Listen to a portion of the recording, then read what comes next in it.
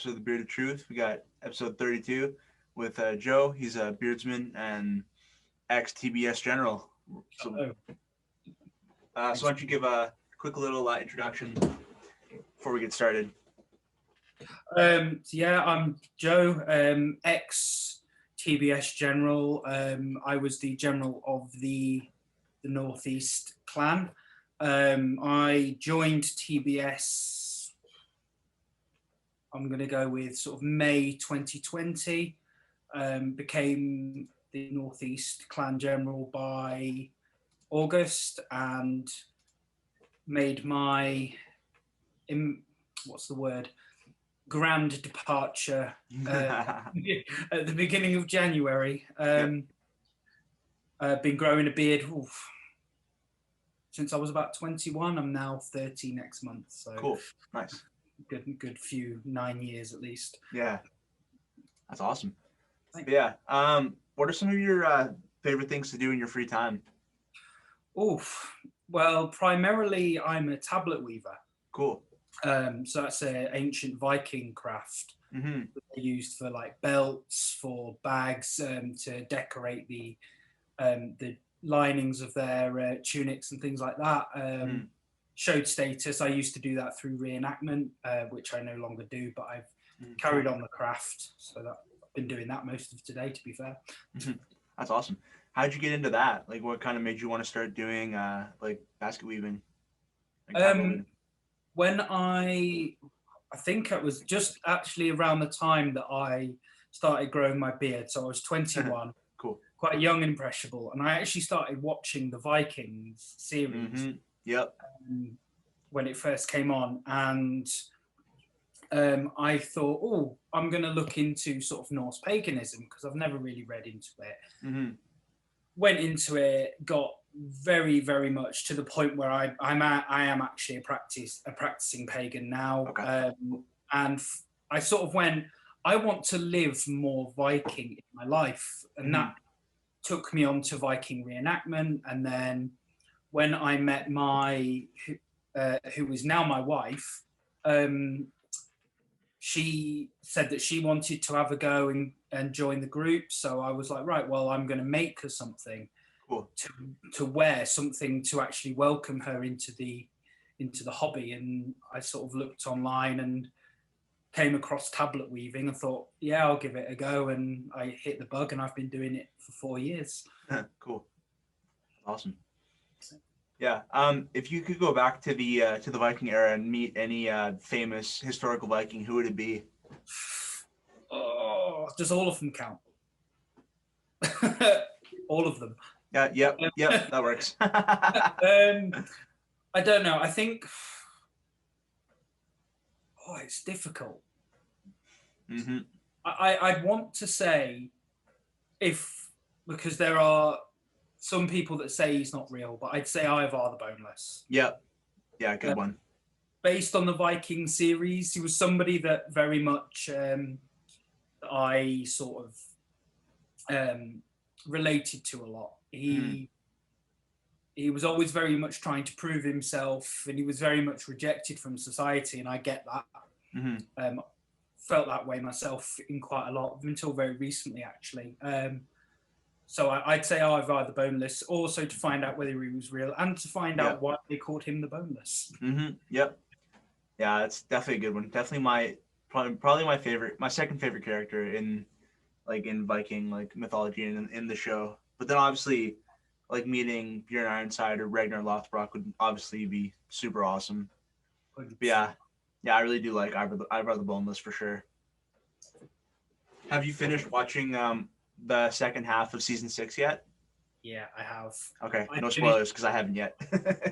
Okay, I won't then. How far are you in? I think I've seen 2 or 3 episodes of 6B. I've been really busy with just school and doing podcasts and all that kind of stuff, so I haven't been able to watch a ton recently. But I've seen the first couple of episodes of 6B. If I can give you one recommendation, it would be to watch them when you've got the time to watch them all. Yeah, of course. I did them like an episode or 20 minutes at a time until like the last 3 or 4 episodes, which I watched concurrently, and it works so much better if you just watch them through all the way rather than of course. But just be prepared. That's all I'm going to say. Just be yeah, even already in the couple of episodes that I've seen, like, it's crazy. Yeah, it hits you. It hit me. If you've gone back through my Instagram feed, which I think you did, there was a post that I put up at about 3 o'clock in the morning our time. After I'd watched that final episode, I was like, I saw that one. Yeah, I was just in another world. I was overwhelmed. I was actually really upset because it was like this. I watched this program from the start, and it has essentially shaped my entire life up until this point, and now it's over. And I just literally 3 o'clock in the morning, my wife woke up, and I was just sat on my bed in tears. I was just like, oh my God, that's it. Like, it's just done. Yeah. No, it's always hard, like with like a movie series or a TV show, like when it's just over, it's like, oh shoot, this is actually over. And without trying to spoil it too much, you'll understand why I had the reaction I did. That's what I've heard. I've heard the finale is pretty emotional. Oh, it hits you in the feels. What's in your beard today, product wise? So today I have used it's Bigfoot Beard. Okay, cool. I've used their lemongrass oil, which I absolutely love. It's very, very overpowering. Okay. Not overpowering, it's very powerful smell. And my wife loves it. And so she requested I wear that today. Nice. That's awesome. Yeah, I've heard good things about them. I'm as I think I've mentioned to you, I'm based in Canada, so I haven't tried too many UK companies yet, but I've actually got another UK company, got Beard Tings Vintage Leather. I had a good chat with Andy from Beard Tings the other day. Cool. He's a really, really good guy. I can see a good friendship blossoming there. Oh, absolutely. Like him and I have been like chatting daily or every couple days since I want to say like middle/end of August. Oh wow, yeah. So that was just before the incident, shall we say? Yep. Actually, so speaking of odd things with TBS, what were some of the like? Actually, no. Let's go right into the leading off with the incident. What were your thoughts on like the Beard Tings raid and that whole scenario? I've got two different outlooks. So when I was a general, I looked at and no word of a lie, I thought, who the fuck does this guy think he is? Like, TBS, I was like, I'll be honest, I was a complete yes man, and I was like, this guy's a dickhead, we need to take him down and all of this. Now looking back, like, I realized that it was handled so badly, like, and this is one of the reasons I became disillusioned with the Beard Struggle. Like, so there were quite a lot of people that went on his company and posted like really bad reviews, like, oh, his product's crap.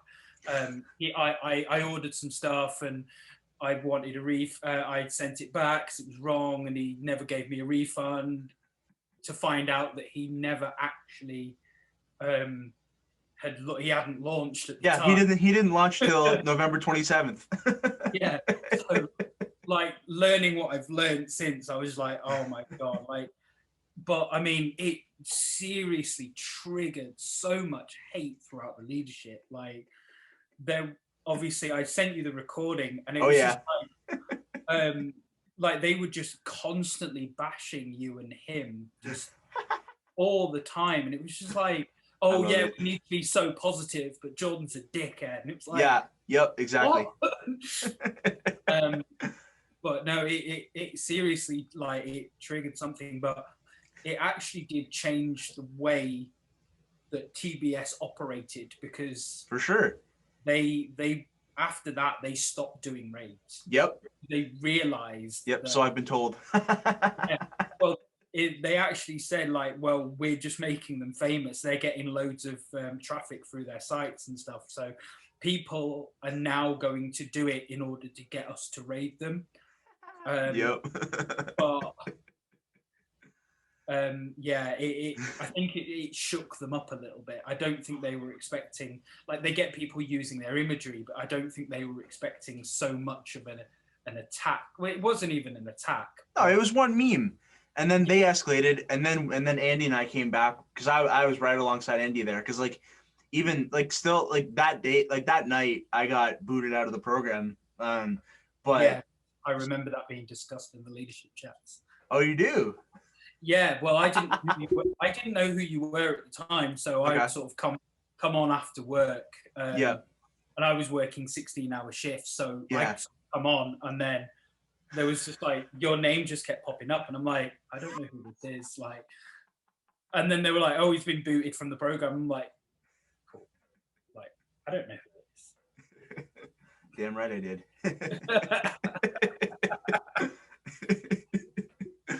Oh, I love it. It's just hilarious. Like, because like Andy posted the one meme in his Instagram story, and then they just came back at him, and then I saw the because like I was going back with Andy that whole time, and then he was like, yeah, they're leaving fake reviews on my Facebook page. So then like toward like later on in the night, I did a screen recording of all of the fake reviews that they left. So I have a screen recording of like scrolling through every single like review that they left. But then Facebook took them down because it triggered like the spam activation, because like Facebook thought that it was like, I guess, like bots or something, like doing like spam reviews just to like try and drop the ratings. Yeah. But then on that recording that I sent to you, they're going, well, you know, we were always really professional. No one left any fake reviews. No one did anything really bad. And I'm sat listening to it now going, what a load of shit. Yeah, like, lies. And lies. Yeah, if there's anybody like within the TBS team watching this, lies. Like, lying bullshit. Like, straight up. That's what it is. The leadership in TBS spit out a lot of horseshit, and it's all lies. And this is the reason I left, is because I got fed up with them lying directly to the face of all of their followers. Mm-hmm. And the funny thing is, shortly after I left, well, no, actually, it was shortly before I left, there was something that they put up on Facebook, and it was a picture of what's his name? Guy who plays Aquaman. Oh, Jason Momoa. It is Jason Momoa. I had that name in my head. I don't know why. I actually just watched that movie for the first time like 2 days ago. What did you think? I liked it. Yeah, it was fun. So you've got Jason Momoa as Aquaman, and then the guy from he does a lot of stuff next to Adam Sandler. You know, the "You Can Do It" guy. You can do it. Oh, is it Shia LaBeouf? No. Because he does the "Just Do It." Yeah. One sec. Okay. Yeah. Have a look at who it is now. Yeah. But yeah, he's cool. Specifically, there's a picture of him from one of Adam Sandler's films called 50 First Dates. Okay. Yep. Yeah, I've heard of that movie. And basically, he kind of dresses up as like a Hawaiian woman. Yeah.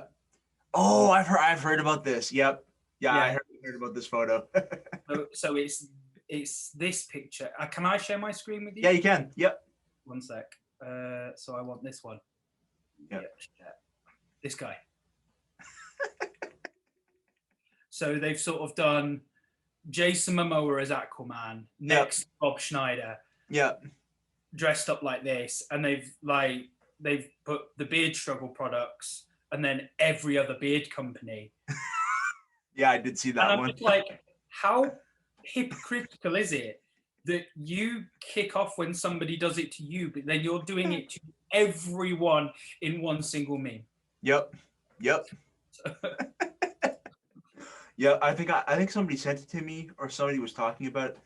And like this is the thing that I don't think Faisal quite gets. Like the depth and reach of my connections is like it's lots of deep connections, like still like within TBS. Yeah, same. Like I still talk to quite a few of their sort of their warriors, their recruits and things, so I know what's going on within. Oh yeah. I mean, the grenade. I didn't just leave. I went out in a blaze of glory. Like, I mean, you're talking to one half of like the original like dramatic exit from TBS. Well, the ramifications of what has happened since I left are still going on. They still haven't pulled back from it. Yep, sounds about right. But, like, I mean, Faisal. I don't like to attack people personally, but no, I mean, Faisal can be attacked. Well, I've got my own personal grudges against him anyway. Oh, yeah. Because again, so full of shit in a way. Because well, obviously from that voice recording I sent you, but on a personal level, like I've been going through a bit of a shit time for a while, and I messaged him saying, listen, this is the situation. You know, I'm in essentially a job that I don't like. I'm looking for employment, and I want to get behind TBS. And he was like, oh yeah, man, that'd be great. I'll see what I can do for you. Send me your background and all of this kind of stuff. So I did, and he was like, he never responded. And I was like, did you get my message? You know, I'm one of your generals. I would have thought that you would message me. And he was like, oh yeah, sorry, dude. I've been so busy here in England. I'm like, okay, you could just come up and talk to me, you know. So, but then he was like, right, well, I'm going to Iceland, so as soon as I get back from Iceland, I'll drop you a message. And I was like, okay, cool, you know, crack on. I didn't know where this is going. Yeah, and I never heard anything. And then shortly after that, me and my clan were doing this charity thing. And we posted it on the leadership chat, and Faisal jumped on, was like, oh, this is really amazing what you guys are doing. So we were going on this walk that was going to take us over 5 days. Like, so we were rough camping and all this. Yeah, I think I saw people posting about that. Yeah, well, we were like, well, he was like, let's take it global. And I was like, I'd love to get this global. Like, well, message me and tell me what you need. So I did. I mean, I want the masters to share it. I want TBS to share it. I want TBS to get behind it and all of this. Yeah, no worries, bro. We'll make that happen. And now I'm still twiddling my thumbs. Like, it didn't happen. And it was like, well, why say it when you don't want it? And then when Samantha left the customer service job, I put myself forward. I said, you know, I've done everything I've done up until this point is dealing with customer service. Up until like me being a prison officer, you know, I had 120 prisoners screaming in my face every single day. I can deal with it. Anything you can throw at me. And he was like, oh, well, that's brill. Send me your resume and I'll get you set up for an interview with Zeke. Yeah, exactly. Zeke. So that dude. Yeah, fuck that guy. But he so I got Zeke messaged me and was like, right, you want an interview? And I was like, yeah, absolutely do. And he was like, okay, well, send me your availability. So I sent him my availability. And then he said, okay, well, leave it with me and I'll get back to you tomorrow with a date. And then a week later, no, you won't. And then a week later, he messaged me like, "Oh, we're going with this guy who's like in the Philippines or something, who's built customer service centers over in the Philippines." And I'm like, "Huh? Not only did you promise me an interview, but now you're going with somebody who's not even in the country that you need the customer service for." Sounds about right. Yeah. So. Yeah, I've got a lot of personal grudges against them. It's like very much, if you say you're going to do something, just do it. Facts. Yep. 100%. It's just common courtesy. Yeah. No, 100%. It's Yeah, it's funny. Like knowing what I know about TBS, and like the more that I learn, that whole scenario doesn't surprise me in the least. Yeah. I mean, I can go on about every single one of, well, I say every single one of their leadership. The ones that I had sort of access to, i.e. Yeah, Faisal, Zeke, and Yomv, or Yomvidisi, yeah. however you pronounce the name. Joshua Brown. Is that actually his name? Hmm. Yeah, Well, if you look on Facebook, he has an older Facebook page that is Joshua Brown. that's amazing. Yep. But I've got just so many gripes about all of them, and they wondered why I got so upset the way I did. I mean, there was a more recent incident which really, really brought out Yomvidisi's James or Josh, sorry, Yeah. Josh's side, and his ability to lead is just not there. Like, he claims that he's doing like 90-hour weeks. He's not doing 90-hour weeks at all. I don't believe that for a second.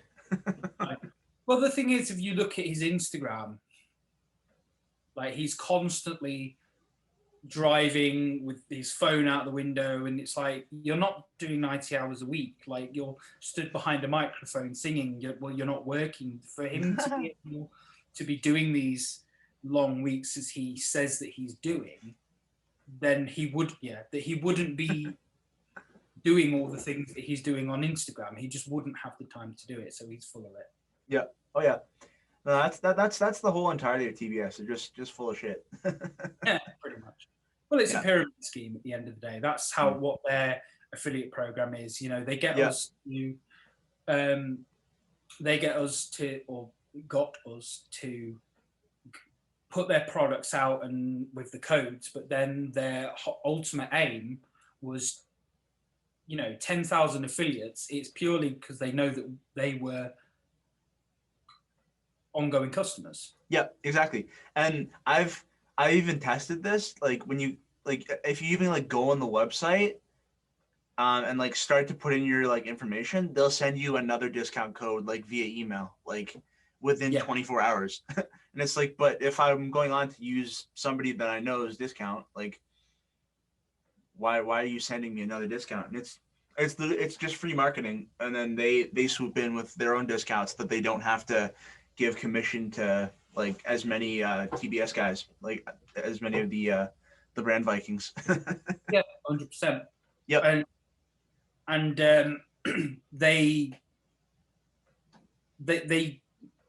they're constantly putting out sort of brand Viking specific merchandise because they know that people are going to buy it. Yeah, exactly. But what they did, and it was really sneaky, is just at the end of December they released this new program that they're doing called the Midgard Vikings Brotherhood. Yeah, the not a beard club. Not a beard club that's not associated with TBS but has the TBS logo on the side of the logo. Yep.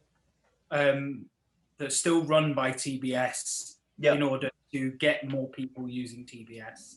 Yeah, but actually, I think I saw a post of theirs recently. It said they have somewhere around 500 worldwide members. Yeah.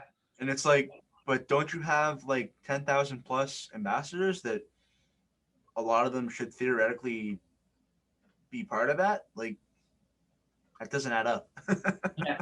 Well, bear in mind that at least 200 members were English. Yep. But recently, and I know this within the last 2 or 3 weeks, they lost not only the full Northeast clan, bar 2. There were nearly 30 or more people in that clan. There are now 2. Nice. And they have lost. That was mine. I didn't maneuver that. No, I didn't maneuver it, to be fair. I told them the truth and the trust that I had built between them and me. and well, I didn't even need them to believe me. I showed them the truth. Yeah. And they went, yeah, that's bullshit. And I'll go into the main sort of cause of that at some point soon. But we just kind of went, yeah, fuck this, we're out. And so we left. And then shortly after, well, actually about within the last week and within 30 seconds of each other, the entire Northwest and the entire West Midlands of the UK have walked. Whoa. So they now don't. So they lost 3 of their generals within the space of a month, as well as the clans under those generals. Oh, I love it. That's hilarious. It's just so ridiculous. And also, when we were while I'm remembering this, when we were talking beforehand, you mentioned something about the beard struggle and something with like some story about ISIS or something like that. What the heck was that about? Okay, so this was the incident that started this whole catalyst. So I can't remember the exact date, whether it was just before or just after Christmas. And this either a user or a group called either Bearded Berserker or Berserker Beards, something. Yep.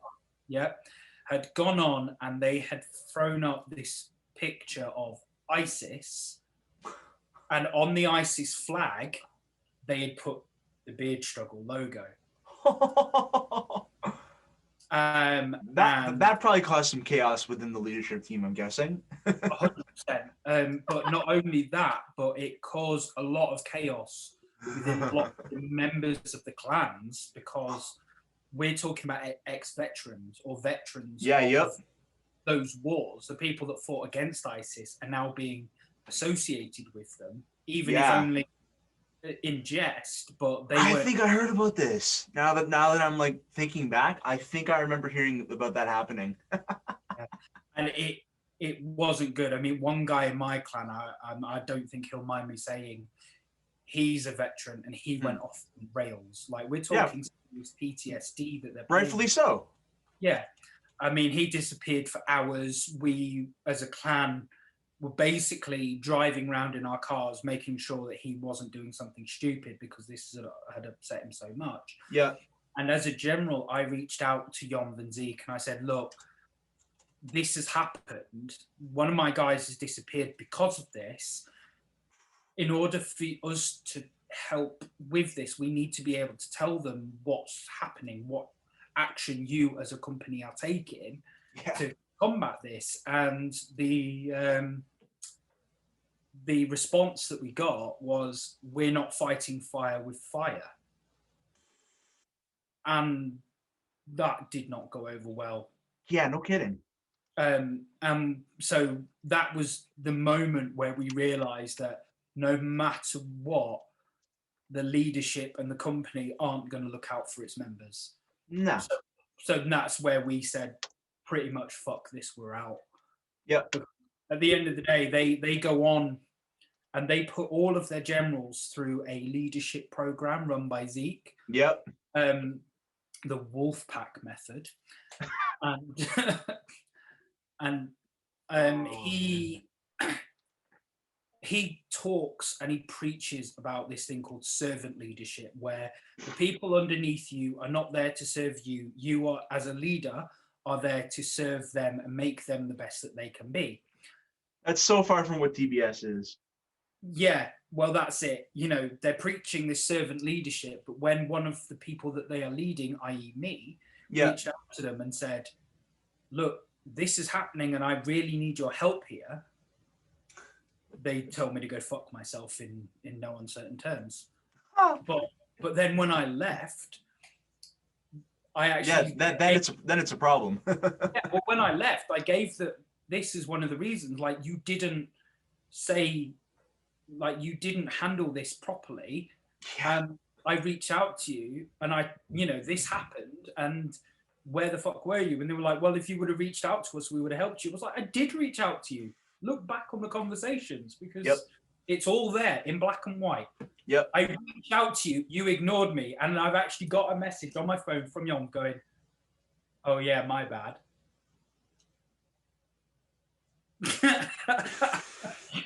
Let's see if I can find it. Wow. It was baffling, and I didn't even reply to him. Yeah. So yeah. So this is, I mean, this conversation was long. Oh geez. Yeah. Between me and Yom. Yeah. So the last message from Yom. So he put, "I also have PTSD, but man, this was not the first time we encountered this. If you guys saw the amount of shit that gets thrown at us on a daily basis, we try to handle these things the best we can, but we don't make announcements about it. We just report it and try to move on. Yeah, it pisses us off, but what are we going to do? Wage war on every business and group that has a problem with us?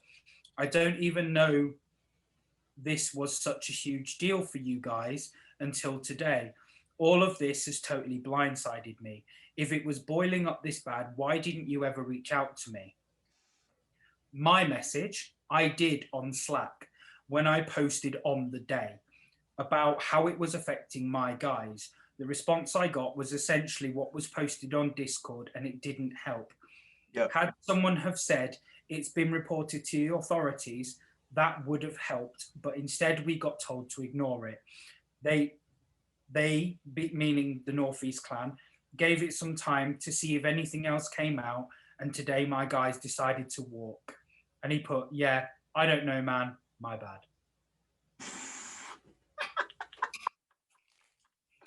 Oh my goodness. Wow. Yeah.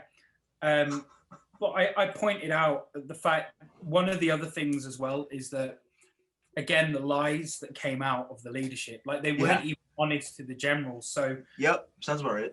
After this incident and all my guys started leaving, obviously I knew about it. I didn't say anything because I got to the point myself where I was like, well, fuck you. Why should I look out for you anymore? You know, yeah, exactly. If you're not going to look out for me and my guys, why the hell should I help you out? Yeah, that happened. Similar thing happened to me like at the beginning of August when I became, because I was a Facebook page moderator for the Brand Viking group for a couple of weeks. And like when I got in there and just seeing like how Faisal ran things and like how the like when he'd want to do like a Zoom meeting, he'd just be like Zoom meeting now and then start the Zoom meeting. It's like this some advanced notice would have been nice. Yeah, like, you know, life and things. Yeah, like I was like there was one meeting that I was a part of. I was like in the car on like the way home from visiting somewhere, and it was like meeting now, and I was like, so I hopped in to see what was happening, and it's like, this is what, why are you doing this now? And with so little, with such minimal notice, like I don't understand. Yeah, and well, what was I saying? I completely forgot what I was saying. You're saying talking about how some of your UK guys walked, and then how the lies that the leadership team was like just constantly spewing and that kind of stuff. That was it. So the guy that obviously is the veteran in my group, yeah, I know he messaged Yom because he sent me the message as well. Yeah, this is the reason I left, because you fucked up. You didn't deal with what you should have dealt with. Mm-hmm. And then Yom, rightfully so. Yom put on the leadership chat, "What's happening, guys? We've lost 4 warriors in the UK in the last 24 hours. It was more than that, but not all of the message. They just left." Nice. Bear in mind, at this point, about 7 of my guys had already left the chats, the Discord. So he hadn't noticed that these guys had left. He only noticed the 4 across the UK that had bothered to message him. So he said, "What's happened? We've lost 4 warriors in the UK." And then one of the other generals put, "Do we know why they left?" And he put up, "Oh yeah, well, they were feeling insecure in their role, as they didn't feel that with the rollout of the MVB program that they'd be able to fulfill the role duties that they had." And I just went, huh? Yeah. I just went, that's complete bullshit. Yeah. I said, I know for a fact that that's not true. And do you know why? Because one of them was my guy. And he sent me the message he sent you. So why are you lying? And he just couldn't answer. And this was where that conversation came from, because he just kind of went, I called him out, and I basically on the public chat, I just went, fuck this, I'm out, because you're full of shit. And then he messaged me privately. The funny thing is, though, is that I know that Zeke messaged me on the chat after I left. So he put on this big chat like, I'm not going to let you say that the leadership are bad. You're a bad general. Fuck you. Fuck. Oh, he left. Like literally, nice. I got sent the screenshot and it was like this big long message, and then, oh, he already left at the bottom. That's incredible. Oh my goodness. Oh, what an asshole. My goodness. Oh, yeah. Well, again, Zeke was one of the worst for it, because he was going on about like empowering your people and servant leadership. I was every module that we had, I was doing his editing for him, and not once did he put out publicly. By the way, I just want to thank Joe for doing this shit for me. Yeah, sounds about right. Like bear in mind, he told me that it takes him 3 weeks to edit one of his modules.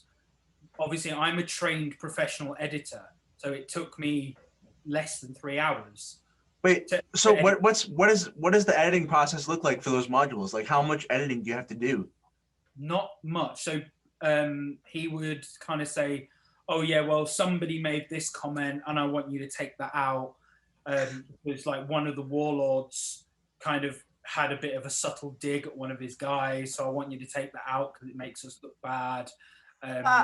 Throw on an intro, throw on an outro, and then when there's like bits at the beginning where we just shoot the shit at the beginning and then the end, just take them out, so it's purely the module. So it's literally throw on the pre-made intros that I'd already done, throw on the outros, which is the same thing, cut that bit, trim the edges, done, export. Took me less than 3 hours, and that was mainly because my computer's slow. So that's very similar to the process that I do for editing this podcast. Yeah. And I did a podcast last night from 7 to 8:10. Took about 20 minutes or so to convert from Zoom. Yeah. And then I ran it through iMovie, like did a very similar editing process to that. Added an intro, added an outro, cut like the extra stuff off like at the beginning before the guests joined in. And then I did that in, I want to say the whole process took me maybe half an hour, maybe. If that, how does that take Zeke 3 weeks to do? That boggles my mind. That's like, and my computer's also slow. Like it's like a 2011 or 2012 like base model, just iMac.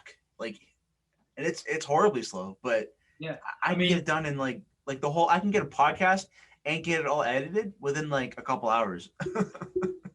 Well, this is it. This is one thing that really bugs me, because obviously, like I said, I went to university. I trained as an editor.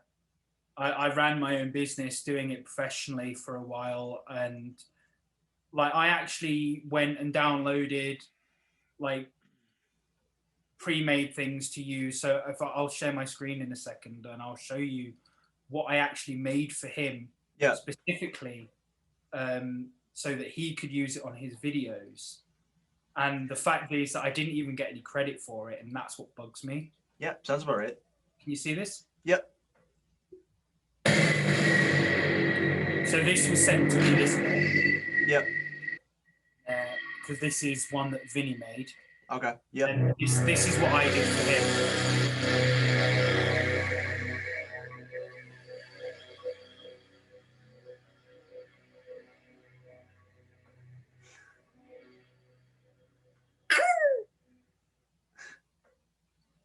So that's his intro that I made for him. Yeah. And, you know, yes, it's a downloaded template, but I had to change the colors. I had to obviously mess around with it to get it working with his logo. Yeah. I spent a good portion of a day doing that for him. So I throw that on each edit, cut it down where he says cut it down. It takes me a day, and I never got any credit for it. But then he'll post them online being like, oh yeah, you know, this is the new module. It's like, come on, talk about empowering the people you're leading. Give me the credit I'm due. Yep. Yeah, no, I did a 4-minute like video just on my own time.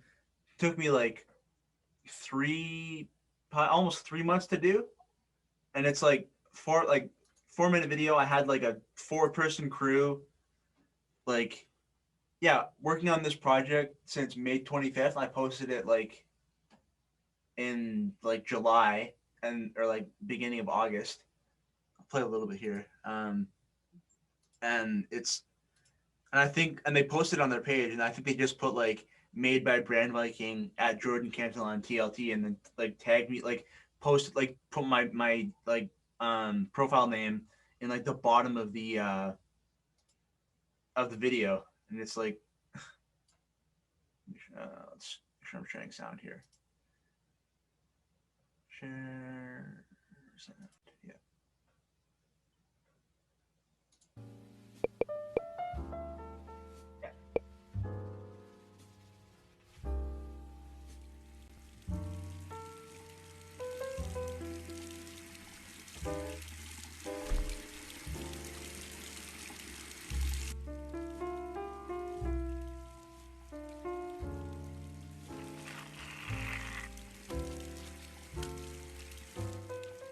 Yeah, and like one of my buddies filmed it. That's his brother, who's acting in it, and then my brother ran sound because we recorded sound externally, like with like a microphone, and then my other friend was doing like behind the scenes photos the whole time, and like I wrote a script for this, a shot list, like location ideas, and then they're just like. It was I think June when we filmed this, so it was so despicably hot. Yeah, and I know from experience in the reenactment world, those flares are stupidly hot. Just oh yeah, I've got one here because it's freezing and stuff. Yeah. My little Night's Watch phone. Yeah, that's awesome. But yeah, we spent we used like a several $1,000 camera for this video, and like the TBS they repost it, sure, but they put my username like in the bottom of the caption. Yeah, no one reads. Yeah.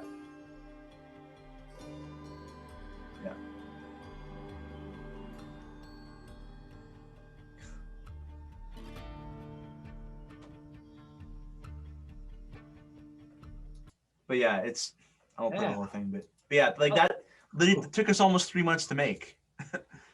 And then like, yeah, we'll put your username in like the bottom corner of the caption. No, it should be like the first thing. Our Brand Viking, this guy has made this. Yeah. Yeah. I mean, I from a perspective of somebody that went to uni and has done this professionally, I understand. And it's so frustrating to not get the credit you deserve. I mean, there's a guy, and you may have heard of him, called Rancid Designs. I've probably heard the name at some point. He was in the West Midlands clan. Okay. He is a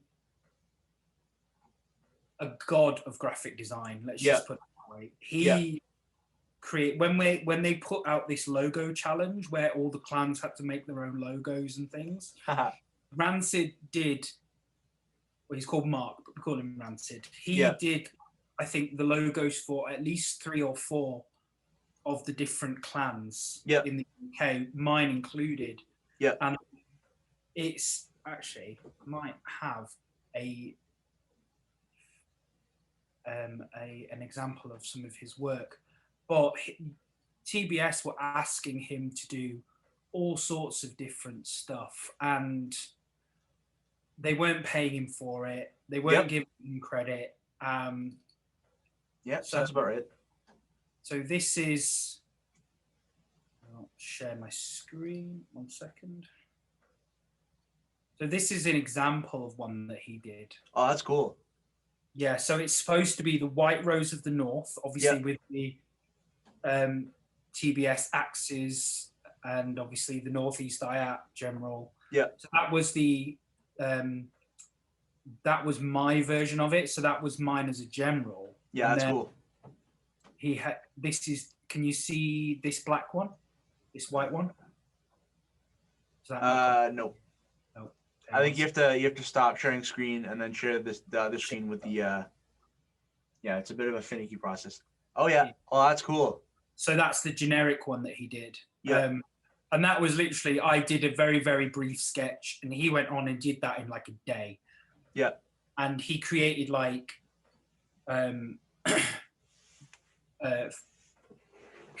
desktop backgrounds with all the logos. He went to town on them. Mm-hmm. TBS just didn't give him the recognition he deserves. I mean, this guy has contracts with HBO. Wow. For all of the work that he does, because he does like special effects and all sorts of things. So cool.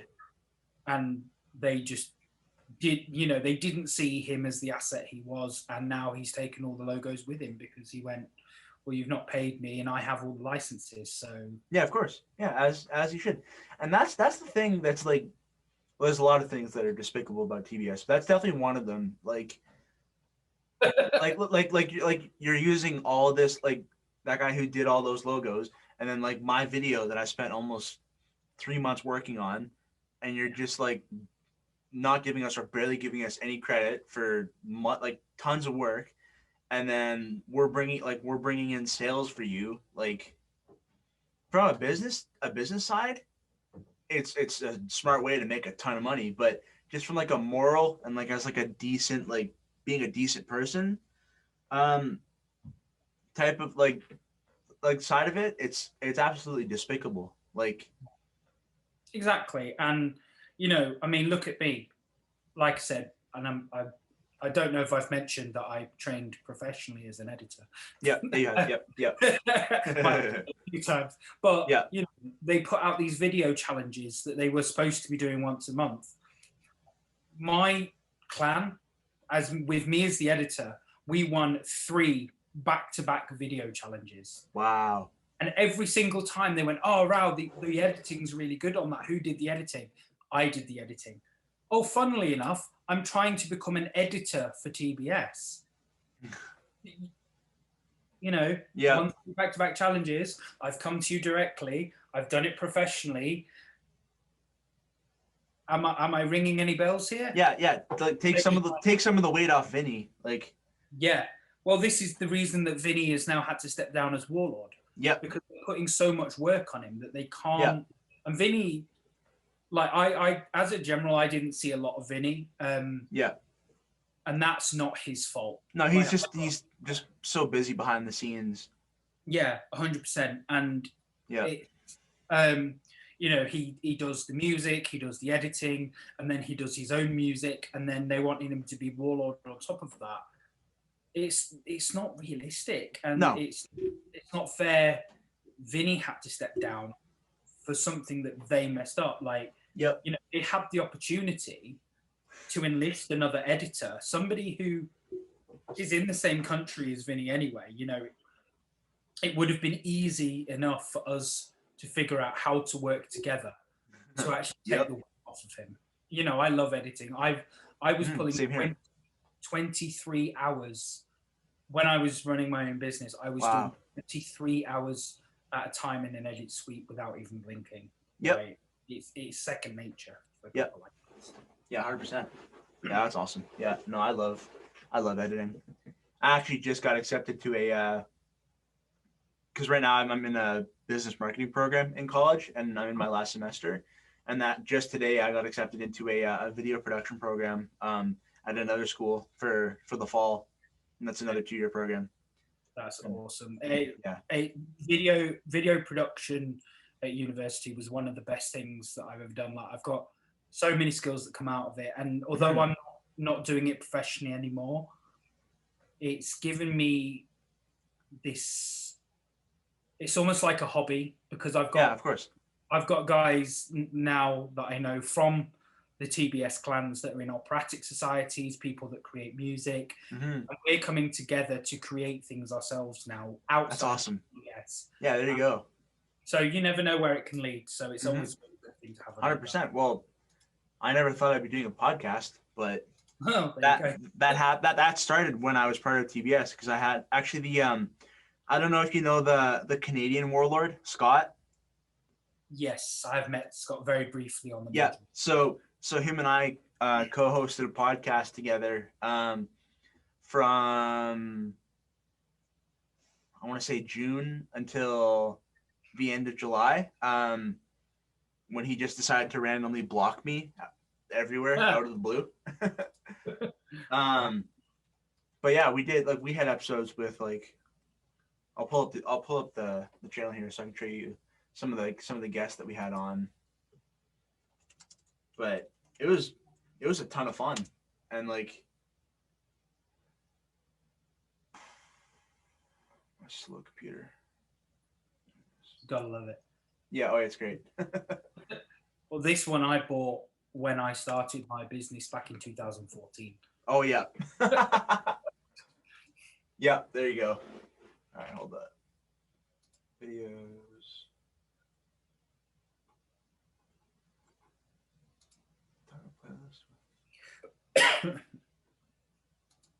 Yeah, all right, share screen.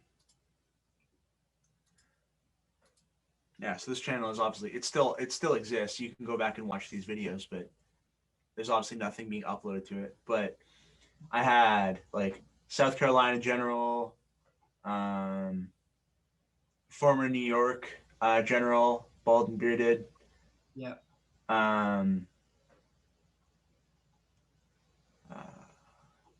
Espen, Pilot Viking, we had on. Oh wow, really? Yep.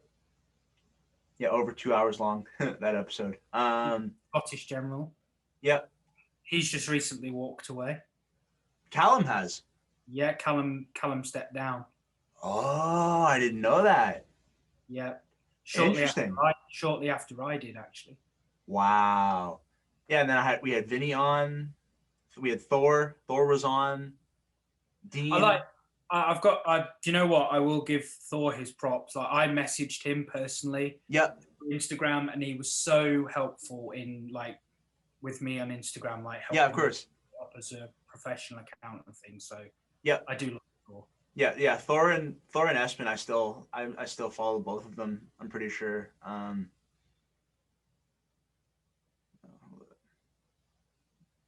But yeah, like, yeah, Thor and Espen, both awesome dudes for sure. I've unfollowed the rest, just like the rest of the masters, just because, like, I'm just.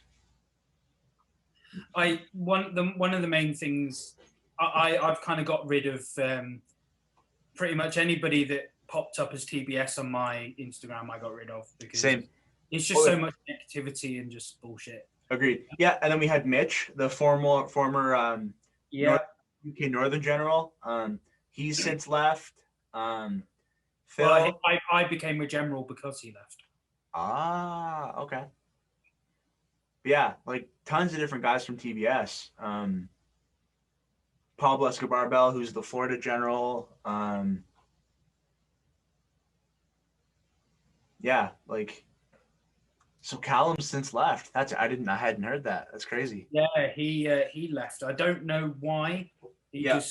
I just got told that he'd stepped down, but it was very, very shortly after I did. But also, I don't know if you ever knew Dean Gleason. Oh yeah, he was on my podcast. Yeah, he stepped down as well. Really? Yes. Again, he claimed that he moved up in TBS. I don't know what he's doing, but he did step down as general. And the guy that replaced him as general is now the warlord. He was a general for a month and then became the warlord. Wow. and the guy who ran against, or one of the guys that ran against him, even though TBS, when they put out for a new Facebook moderator, when was that?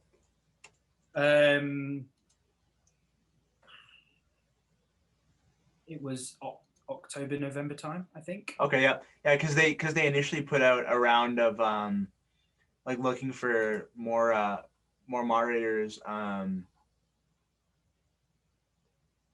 like back in like August, and that's when I joined in as a moderator. But so they're looking for, yeah, I mean, of course they're looking for more. The friggin' Brand Viking group is the Facebook page is a whole just cluster of chaos. Well, they put out saying we're looking for more moderators, but you cannot apply if you are a general or a warlord because your time is needed to run your clans. Yeah, I think somebody told me about that, or I saw it somewhere. Yep. Yeah, and then they made one of the UK generals a moderator. So despite you saying that they can't do it, you made them anyway. And then this has been pointed out to them in my leaving message. Like, bear in mind that the guy that they made the moderator is the biggest brown noser. He gets away with so much. So when this MVB program came out, we were told very, very clearly, do not tell anybody. Do not drop hints. It will be released on this day. The next day, this guy goes on the global chats going, oh, you know, keep your ear to the ground. Something's coming up, guys. Just wait until this day. And it's like, they told you not to do it. And then when we pointed it out and said, look, this guy's broken the rules that you put down. Are you going to do anything? He was like, well, he got a bit excited. He broke your rules. Like he broke the rules by applying to be a moderator. He's broken the rules by doing the exact opposite of what you told him to do. But where's this, you know, this not punishment? Well, well, we hate this guy. No, it's the rules. The rules vary depending on who you know. Oh, 100%. Yep. Yeah. No, absolutely. Yeah. I've actually got their bylaws here. I managed to find them, and some of the stuff that this again was one of the reasons that I left, was because the stuff that they were commanding you to do, and this was one of the words that gets used in Zeke's modules a lot, is the word command. And it's just like, well, we're volunteers, we don't command shit. Yeah, facts. But they've got like so many rules. So one of the main ones that really bugged me was this, and let me see if I can find the exact wording. 1 second. Oh, I'm loving this. This is so much good information. I've got the entire document here. Yeah. No, I think I also have the like the Brand Viking like guidelines thing, just because like when I was a moderator, they like sent it out in like a file. Oh, right, okay. But yeah, so here. So as a warrior, Birth of a Warrior. Yeah, as a warrior, you will be required to participate in a minimum 1 charity event a month. Since when is being part of a charity mandatory? Well, this was the thing that we said. So they turned around and said to us that when they say charity as well, because they don't mean raising money for, they mean going out to food banks, soup kitchens, litter picking as a group, all of this as a group, bear in mind, not just individually. Yeah. So every month, every 4 weeks, you have to go out as a group and litter pick or go to a soup kitchen or something, basically community service, every month. Bear in mind that we're currently in a national lockdown. Yeah. That small detail. Yeah, but this is what they've forgotten is that this is England and things don't work this way. Yep. To volunteer, you have to have criminal background checks. You have to sign up to a waiting list, and then you actually have to do shifts. Like, you can't just walk in. You have to sign up in advance to go and do shifts there. But then things like litter picking, as a group, the local councils will crucify you for it because there's insurance, health and safety laws, all this kind of thing that come into it. We can't just walk out and do it. Bear in mind as well that the other side of my region, because I live at the very south of my region, is about 150 miles away. Yeah, there you go. So it's like, but when I said to them, this is unrealistic, they went, well, that's what you've got to do or you lose your membership. And then we were like, well, we're volunteers. Yeah, what membership? This isn't something like the Bearded Villains, or they claim it's not like the Bearded Villains, but it's the Bearded Villains incarnate, and the reason being is and I was gonna say, like, when you had the document up, I was just like skimming the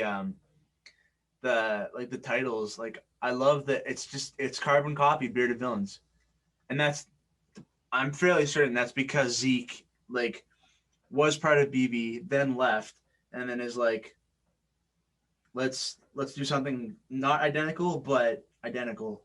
Yeah, well, it's whether he left before or not, I think the only reason it's been made is so that Zeke can be in charge of something that he was involved in. Yeah, a beard club. When we were doing the modules, he was constantly talking about the villains. So it's very clear that he loved them. Oh yeah. He was never going to be in charge. So no. So while he's got the platform to create something he can be in charge of, which is essentially the Bearded Villains, why not? Yep. And they were very sneaky about it. So let me just share my screen again. And it's funny, like they've been talking about doing like their own beard club since I was a moderator. Like, beginning of August, we were having discussions about that. Oh wow! Okay, so it's been going back to that far. Yeah, because they couldn't agree on how to do it. Because I was like, if you guys, I said multiple times, if you guys copy the Bearded Villains, it's gonna get ugly. And then they copied the Bearded Villains, and it's getting ugly, as I said back in August. And it's like, you idiots didn't listen to me, so it's like, you brought this on yourself. Yeah. Well, so this is their logo. Yep. Which is apparently completely unassociated with TBS. Yep. So they say. So TBS have nothing to do with this group, although it's run by TBS. Yep. You can now no longer associate the Midgard Vikings and the clans with TBS. So any TBS patch that you get cannot go on the Midgard Vikings Brotherhood hoodies, but also within. So they have hoodies. They have more Brand Viking exclusive hoodies for their beard club. Yes. So they have. So here they have patches that you can earn within the Midgard Vikings Brotherhood. Which wait. What are the names of them? Go back up. Oh, sorry. Berserker, Beards. Oh goodness. Yeah. So they're all here. Look. So the Beardzerkers. So depending on your style. So like I would be a Beardzerker. Full beard. This is what I am. So I measured it this morning, 6 inches exactly from there. So I'd be level 3. Yeah. So I would get those 3 patches, which I could then put on my arm, very much like the Boy Scouts, like you can patches down your arm. So if you wanted to go through every single one of these, you can, but you have to wear them for at least 6 months before you can earn your first patch. Oh my goodness. But all of the Brand Vikings that are in this program have Brand Viking hoodies that we all have. Hang on, I've got my old one here. Yeah, I've got one too.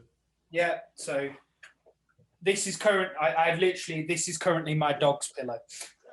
Yeah, I'm using my TBS excuse me, Brand Viking t-shirt. And I'm using it as a because I have like my bedside table is sitting on a milk crate, so I have the t-shirt in between the milk crate and the bedside table just to like hide the milk crate. Yeah. So obviously, the Brand Viking hoodie. Yeah. I'll throw that in the back in the dog's bed. Yeah.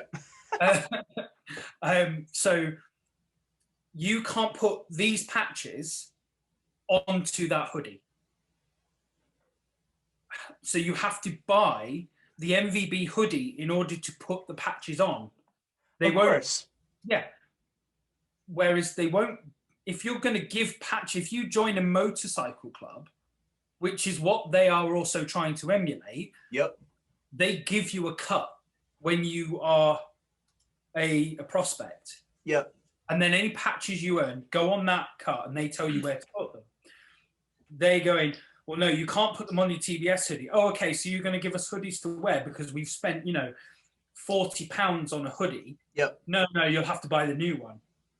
It's all a money-making scheme. Oh, sounds about right. Yep. I'm gonna share my screen. Okay. This t-shirt here that they have just makes me want to punch myself in the face. I saw this because they came out with it in Norway. Yeah. Like, what normal person, like, no disrespect to like those guys, but like, who the heck is gonna wear that shirt like in public? The only person, personally, I am not the kind of person that would willingly go around flashing people in public. No. And that seems perfectly reasonable. No, and in English society, there is a place for those kind of people. It's called prison. Yep. There you go. That's so funny. Yeah, no, but Beard Zerker. Oh my gosh. Who came up with those names? Those are so bad. That would be Mr. Joshua Brown. Yep, that makes sense. He instantly went for the Whalers patch, which is a full beard. So I'll reshare my screen so you can see what you have to do to get the patches. So beard zerkers. So here, to qualify as a beard zerker, an ear-to-ear beard that measures at least 1 inch from the chin. Whalers, you must have an ear-to-ear beard 1 inch from the chin without a mustache. So literally that. Yeah, easy. That's what Longford's recently done. Mustache Militia speaks for itself. Oh, it's such a horrible name. Goatee Gladiator. Did they really did one for specific sideburns? Sideburns, oh my goodness. Yes. Any style of mutton chop. So basically the Wolverine. Yeah. Yeah. And if you actually look at their logo, they've actually put all of these. So your sideburns, your mustache, and your beard. Oh yeah, yep. Onto the Midgard Viking serpent. Yeah. I mean, talk about cultural appropriation. No, for real. And also, fun fact that I learned a little while ago about that sea monster, whatever they call it. I think his name's Jormungandr. Yeah, that's what it is. And I think he's evil in like Viking, like Norse mythology. I've heard. So Jormungandr is the serpent that wraps itself around the world. Yep. He is a son of Loki. Yep. And there you go. upon the day of Ragnarok, he spits poison into the air, the land, and the sea, and him and Thor kill each other in the final battle. Yep. So yeah. And that's the creature that you have on your logo. Good job. Because it also represents the continual beginning and continual end. Okay. New beginnings, because it's biting its own tail, so it's circle. Yeah. I get where they went with that, but even still. Yeah, it doesn't make it any better. But the Oh funny thing man. is the leadership can't even pronounce the name. Yeah, no, 100%. No, it's like even I couldn't really do it. It's like some of those guys like Well, this is the thing as well. Like they don't understand Norse culture or Norse mythology at all. Yep. And Yeah, they just know that people like it because of Vikings, the TV show. 100%. Yeah. Like they haven't done any decent research into the cultures or anything like this. And Yeah. so when they brought out the officer roles into their clans, I said that, they need to be if these warriors are taking on roles, they need to be essentially a step above. They need to be like an officer of the group. And I suggested what a sort of liquidated term is Huskarl, which we use in the reenactment community. Yeah. Housecarl was sort of like the inner circle of the Jarl or the chieftain, the bodyguards, the elite warriors. Yeah. Which would make sense. You've got your general, and then your Huskarl or your Housecarls, and then your warriors. Mm-hmm. And that's the way it would go. Yeah, that makes sense.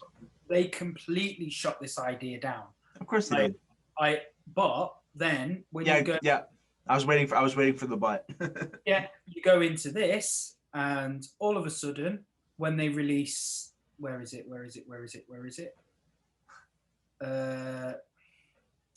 Right down at the bottom, I think. Yep. Here we go. So your current ranks. Okay. So your freemen, your recruit, your warriors, and then all of a sudden, officer roles. Which is what I suggested. Treasurer, watchdog, recruiter, promoter, executive officer. Yep. So wait, so they have, not only is there a general, there's also a chieftain now? Damn, it's gotten complicated. Holy crap. Yeah, so apparently chieftains, not in England, but in bigger countries, where it's like, say, Europe, for example, the warlord would have a chieftain or chieftains in their regions, as well as the generals for sub-regions, and yeah, it got complicated. Yeah, my gosh. No wonder so many people have stepped down and left. Like that's too much information. Yeah. For something you're volunteering. And then fun fact about consigliere, or I don't know the exact pronunciation, but Zeke's title, that's a mafia name. For like one of like the like officer type guys. That doesn't surprise me at all. And it's being used in a club that refers to itself as Vikings. Yeah. Well, the thing is as well though, they've got like things like the council, okay, the High Council, but that wasn't really how the Viking society worked. No, that would be like that's like an old English thing. I feel like. I would say so. Yeah. Like, they had one person that was in charge, who was the Jarl. Yep. Or the king, or someone like that, and then they had the Althings, which were the general meetings where the Jarl would tell people what was happening. Yep. And he would deal with sort of disciplinaries and criminals and things like that. But they, at no point did they ever have a council of people, as far as I know, that came together to decide what was happening in a region. That wasn't a thing. Yep. So yeah, if they've done the research, they would know this. Yeah, exactly. So conciliere means advisor or counselor, and is still a common title, for example, for members of city councils in Italy and Switzerland. Taken from that of the Sicilian mafia, and suggests that an analogy is intended to imitate the core of a medieval Italian principality. Yeah, it's like, meanwhile, is analogous to chief minister or chancellor. Yeah. And no, it's funny. And this is the thing. And like, this is what they count on, is people not doing any research for themselves and just going with it. Because otherwise, more people would see the ridiculousness of a mafia title being used in a Viking influenced beard club. Yeah. Well, So they've got Italian and Old English. I Yeah, Old suppose English. you could say Anglo-Saxon in a way, which Yep. sort of works, but but it's like this when they've got like the or their junior Blood Viking, Ulfnar, Hersia, Berserker, Elite, Master. It's like, come on. So many things. It's too much. But the thing is, as well, they've changed how they do it. Also, originally, when I became a brand Viking, you could work your way up, and you would become a master when you had made so many sales or gotten so far within the program. And that would be automatic. Now you have to be invited to become a master. Like you won't just automatically become one. So it's basically, if your face fits, if you look like Hercules, and we could potentially take some nice photos of you, then we will invite you to be a brand master. Otherwise, you will remain at, is it not Berserker? It's you will remain at the Hersia level. No, sorry, I was right, the Berserker level. Yeah.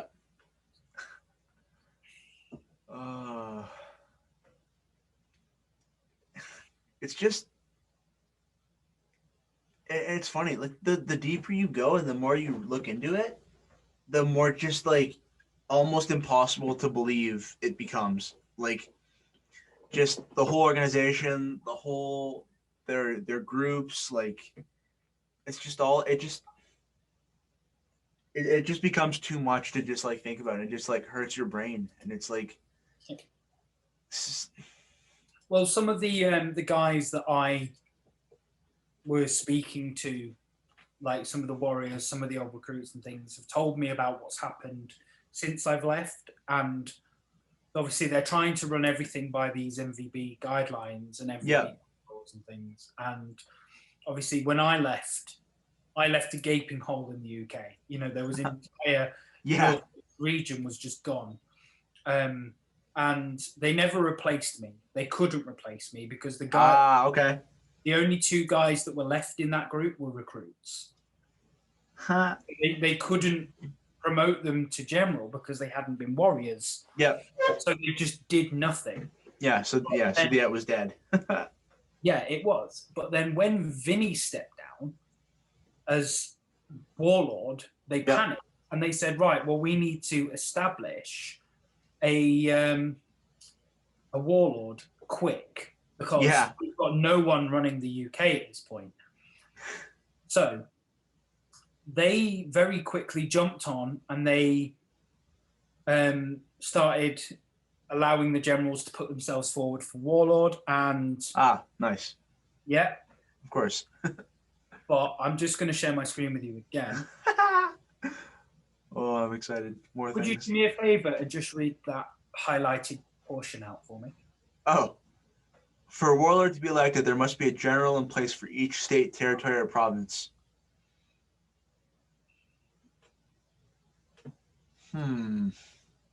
They never replaced me as the general. Sounds about right. Yep. So they have already broken their bylaws before they've gone public. Of course.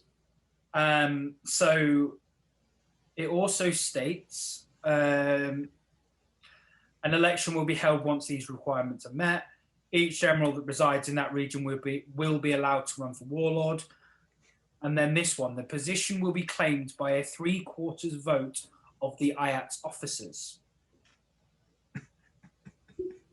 The way they did the voting was generals and above only. Okay. So again, they broke one of their bylaws. And this is one of the things that kicked off in the global chats or the new MVB chats, was that they turned around and said, well, no, we needed to change it because our bylaws are flexible.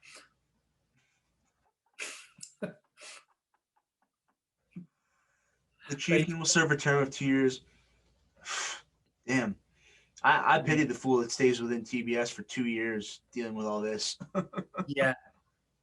I was done after like a few months. Yeah, I mean, I was what, about 9 months in, I think. Yeah. May to January, something like that. Yeah, it was like April. It was like April, May, June, July, August, and then end of September. So yeah, literally 6 months. No way would I have made it 2 years. That would have been horrible. October, November, December, January. Yeah, 8 months. Yeah. But they broke their bylaws, and then when the officers actually went, well, how come we didn't get this vote that we were supposed to have? They went, well, no, we needed to change things because of the unique situation that that we're in. The the bylaws are flexible, and the officers went, well, no, they're not. They're bylaws. That's the whole point. They're the laws of this group that you need to stick to, and we were supposed to get a vote within that. But then Zeke came on, and one of the guys in the chat sent me this message that Zeke put up, and he said that the only reason that we're in this position is because the UK generals didn't put enough effort into their clans. Wow. So wow. that's why the other two generals walked away. And again, I got sent the messages that they'd sent. They basically just went, yeah, fuck you. Yeah. You don't turn around and say that I've not put any effort in when I've given up family time and, nearly gotten arrested driving to see my guys to make sure they're okay during a national lockdown. Yeah. Jeez. And they had the cheek to turn around and say that they hadn't put enough effort in and all of this. Wow. Instead of just admitting, yeah, we fucked up. Because they'll never do that. No, of course not. Why not? No, as long as they exist. Even say they like go out of business this summer, in which I would love nothing more, in a hail of fire and chaos, they'll still say they did nothing wrong. Oh, absolutely. The thing is, the world will English. Yeah. The world will soon realize how bad the products are on their own. Like,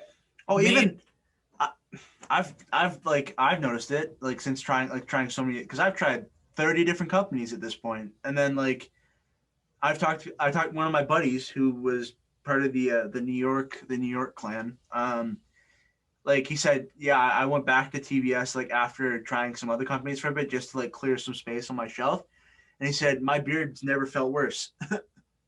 Like when he was using the TBS stuff, and I was like, there you go. Yeah. I just binned all mine recently, just threw it all in the garbage. Mine's on a shelf upstairs, mainly because I had a lot of gold built up from being a general. Because, well, I had a lot of products because they gave generals $50 off every month. Yep. So I had a lot of product sort of backed up. Not that I'm using them, because when I started using sort of beard illusions, Big Fat Beards, and Arthur J. Hawks, the ones that I've got on my shelf at the minute. Yep. I can't believe how soft my beard is without putting products on now. Whereas with TBS, it just dries out my beard so much because of the amount of crap that they're putting in him. Whereas, like, there was an article that came out not so long ago about the fact that they use 5 different types of cooking oils. And when I saw that, I was just like, oh my God, I can't believe that for nearly a year, I've been going around going, this is the best product on the market. You'll never get anything better. And now starting to realize even I was full of shit. Oh yeah, no. It makes me cringe to like see like the post that I initially put up like when I was part of TBS, and like seeing the post, especially now when there's been so much information coming out, like it's like, and the thing that kills me the most is people promoting the heated beard brush. Like, I don't know if you've used it, but it's just it's so horribly bad. Like, the brush that I've used today, I very rarely use heated brushes anymore. Okay, yeah, fair.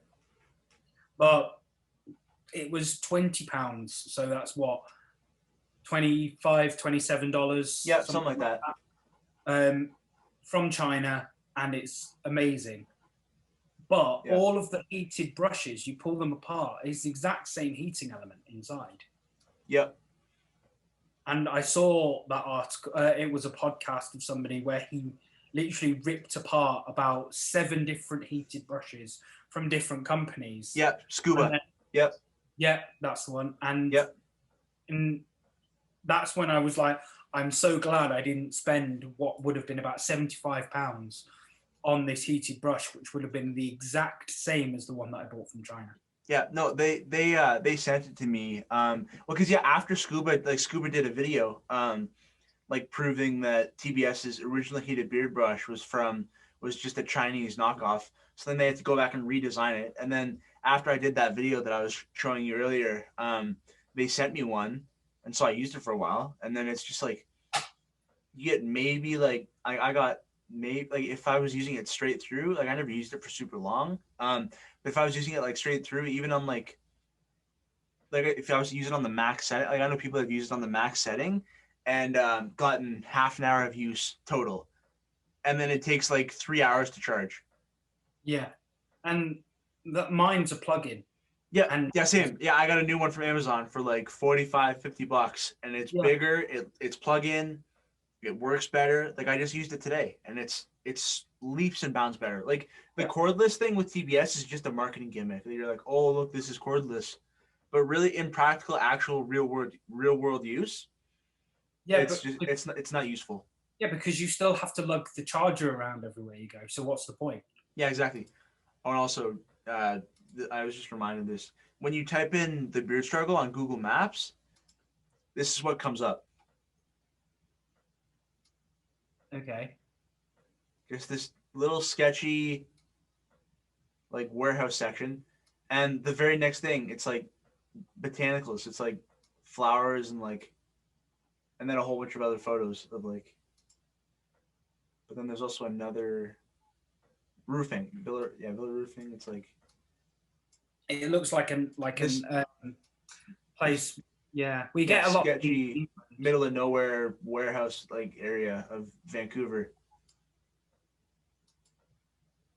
Right, I've got something to show you now. Then, so I'll have to do it on my phone.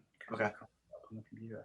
Yeah. But one of my mates found a screen grab, or sent me a screen grab of what is their London base in England.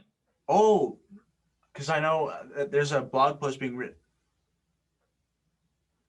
47 Dunbar. What the heck? It's a housing estate. Yeah.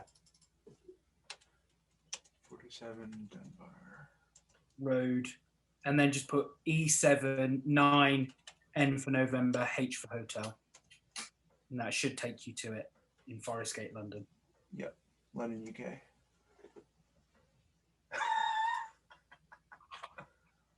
That's their UK base. It's just a house.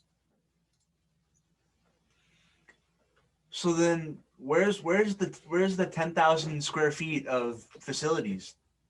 I have no idea. Like, so, riddle me this. Like that's a house. Yeah. And it's damn sure not 10,000 unless they like own this whole thing. No, spin it around because that's 66. So the odd numbers are on the other side of the street. Yeah. So it will be right there. Yeah, 59. 47. That one. Next one down. I think. Is that it was 57. 57. So yeah. It'll be somewhere down there on the left. But anyway, one of those houses is the UK base. Huh? So many levels of confusion. Yeah. Like it's the whole thing. It's just all lies. They're like, we're small batch, but we have 10,000 square feet of facilities. But then our facility is like a sketchy warehouse, and then like a little house in the UK. Like, which one is it? Like, yeah. Well, is it 10,000 feet of houses in total? Yeah, So like we add them all together, it will make up 10,000 square feet. But the thing is, they've only brought out the small batch thing recently. I know because it's getting so much heat from so many, like it's getting so much traction from so many like ex TBS guys, including myself. Like, yeah, because we've all turned around and gone, do you know what? These small batch companies that are actually putting out better quality products because they're using decent quality oils are better. And they've gone, well, no, because we are small batch. And it's like, but yeah, beard things. I've got an order coming at the minute. what'd you get? So hang on, I can't even remember what I called it. Fair. Um, Yeah, that's the real beard struggle. Remembering all the small batch companies that you order from. yeah. Beard things. Here we go. So, oh no, that's an advert. Is it for TBS? No, it was a beard things. So I've gone with the black oak beard oil. Ooh.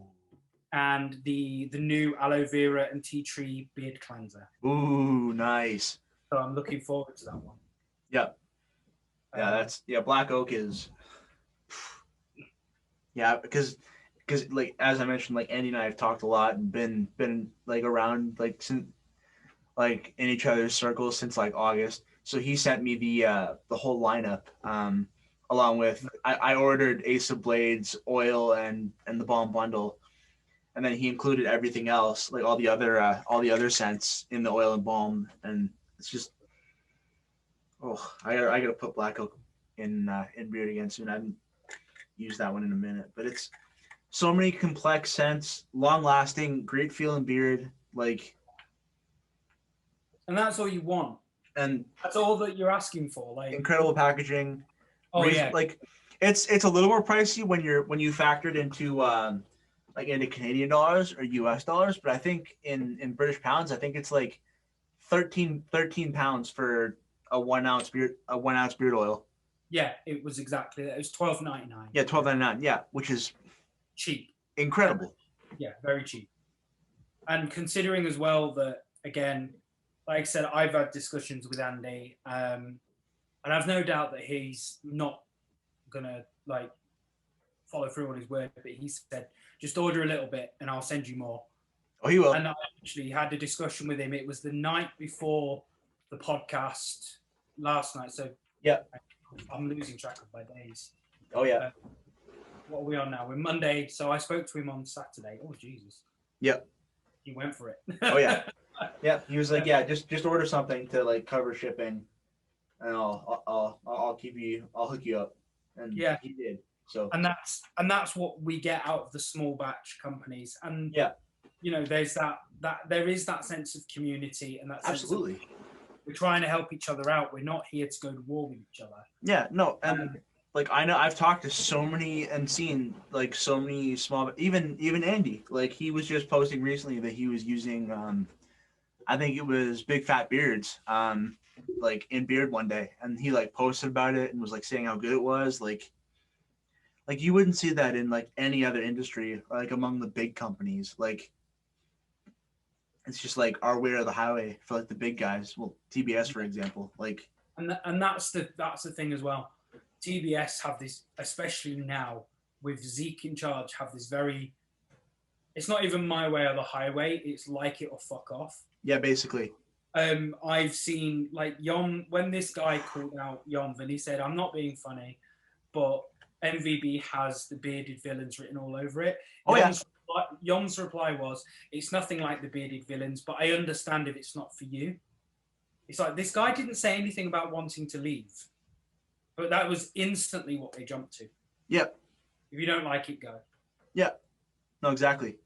Instead of just allow somebody to have their voice. Yeah. No, and that's the thing. Even it's funny, like when I said like in meetings or like in the group chat, like on Slack, like if you guys do this and copy the bearded villains, it's gonna be a bad situation. Like like you're gonna have like all kinds of like PR nightmares, like people like leaving and like posting about it, like, and it's all played out like I said it was gonna play out, but they just did not take any of that into account.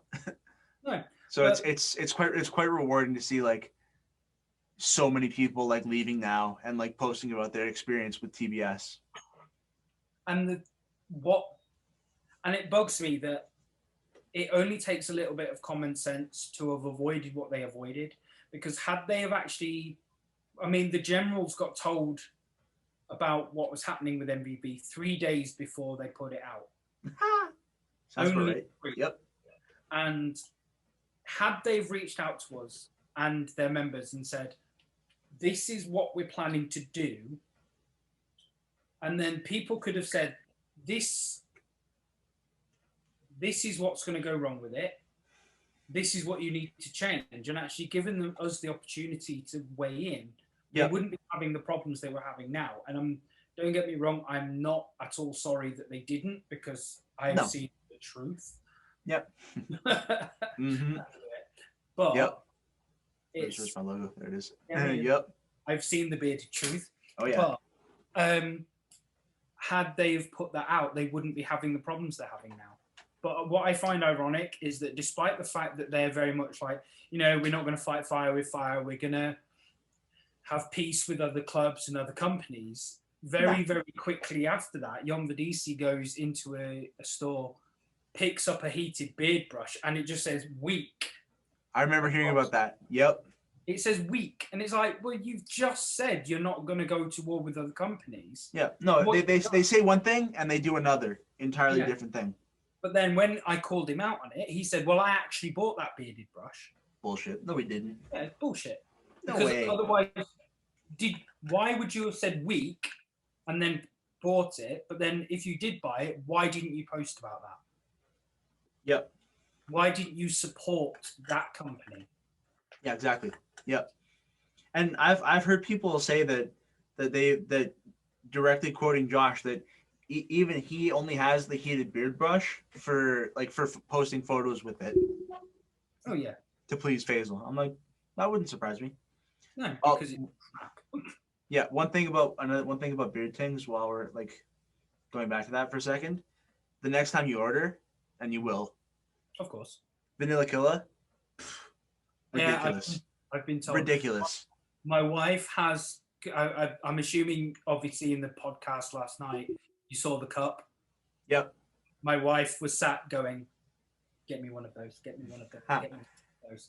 So yeah. Oh yeah, the one with Docs and Andy. Yes. Yep. Yeah, she was sat there just prodding me, wanting that cup. So we will be getting that cup. So I'm gonna sneak in I'm gonna throw in a sneaky order when I get the cup. 100%. Yeah, you'd be foolish not to. Oh. Yeah. And then I also do, like, both for you and for everybody watching, I also do have a 20% discount code with Beard Things. That's also an affiliate code, so it helps my channel and then, like, also saves you money. I can send it to you before you make your next order if you want to use it. I have got one. Okay, you got one. Cool. Yep. Yeah. There's a few of them floating around.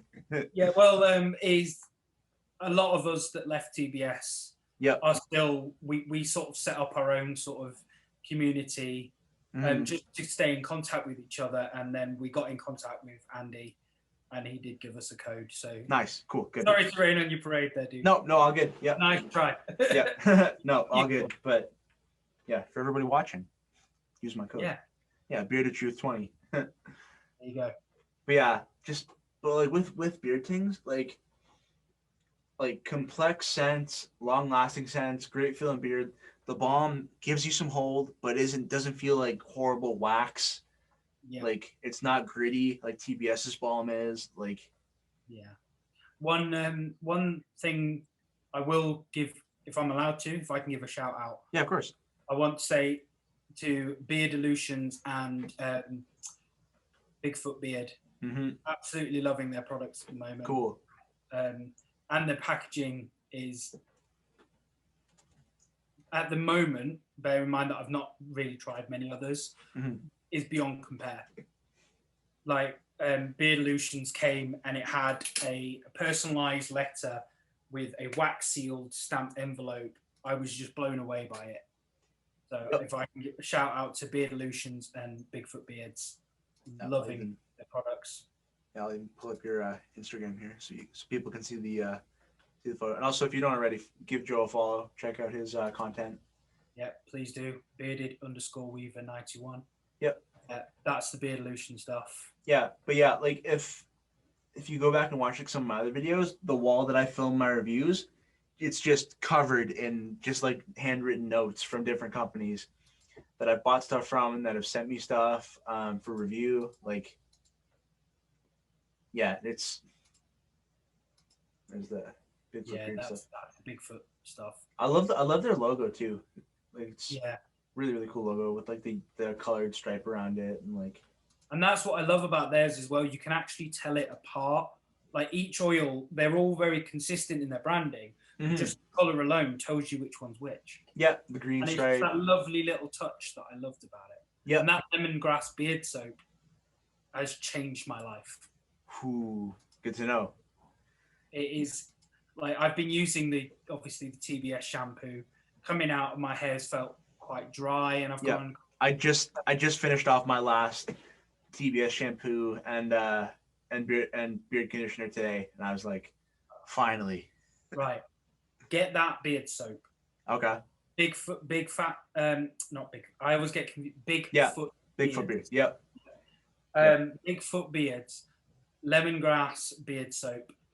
Lather it in your hand. Get it on your beard. You don't use as much as you would the shampoo. Okay. And you will be surprised at how soft your beard feels after use. Good to know. It's unbelievable. Yeah. Yeah, I would definitely want to try more UK companies, but just the shipping is expensive. So, and I'm trying to upgrade my computer, so I'm not doing too many beard orders over the next little while. But when I do make I might do just a double UK order and do Bigfoot and then Big Fat Beard Co. because I want to check them out too. I've heard good things about Big Fat. Yep. That was hard to say. Oh yeah. Yep. Yep. No, 100%. Yeah. There's so many great small batch companies out there. Like, and like sticking like, and I'm sure as you know now that you've been experimenting, like sticking to one company is dumb. Like, yeah. Just straight up, like just going with one company, and especially that's the thing that kills me. Like, because I know it happened to me too. Because like I hadn't really tested any other products before I joined TBS, but it's just like people like saying, "Yeah, this is the best beard product I've ever tried." Well, of course it is. If you've never tried anything else, you have nothing else to compare to. But yeah, but this is the thing as well that like in England, unless you're actually involved in the community like we are. You start growing your beard, and the only place you can really go for beard products are like your shops like Boots, and so all of the things on there are like Gillette, L'Oreal, all of these massive batch companies that yes, they might say on the tin, "Oh, this is great for your beard," but it's really not. No. So when I went from that, and then I tried the Beard Struggle. I thought, wow, this is amazing. And then I've sort of found the truth. Yep. Yep. No, that it really is. That's really what it is. Like it's just plain and simple. Just small batches is the way to go. Yeah. It's sort of like there's a very thin line between sort of like the things that you'll buy in a shop, the big batch companies. And the small batch companies, and it sort of goes sort of big batch L'Oreal, Gillette, small batch Bigfoot, Big Fat, Beardolution, and then dickhead TBS sits right in the center. Yep, accurate. Pretending to be small batch, they're really big batch, and they just sat right in the center. And you've just got to bridge that gap. Yep. Yeah, exactly. Once you bridge that gap, you will actually realize how much better other products are. 100%. Yeah. Are there any companies that, like any small batch companies that you like to try, like this year? I have a list. Ooh, same. I also have a list. Right, bear with. All right. So, God, I've so many messages. So scroll to the top. So Beardlution I've tried. So I've got Wild Hair. Yep. There's one in England. He's not. I don't think he's CPRS. CPSR. That's the one. Yeah. Yep. I don't think he's got it yet, but he's working towards it. Okay. Called Hairy Hooker. Oh. And for all of those What a name. potential non-English rugby fans, hooker is an actual position in the game. Right in rugby. Yep. I knew that as well. Yep. It does not mean prostitute. Yep. Yep. Man-Made Beard Co. Oh yeah. Yeah, I've heard good things about them. Bigfoot. There's Lakeland. Yep. Brass Knuckles. Oh no, sorry, that's a clothing shop that I put on there for some reason. Yep. Woodman's Beard. Okay. One that a lot of my friends have said are really good is a Tartan Tail. Oh yep. Yeah, I've heard good things about them. Yeah.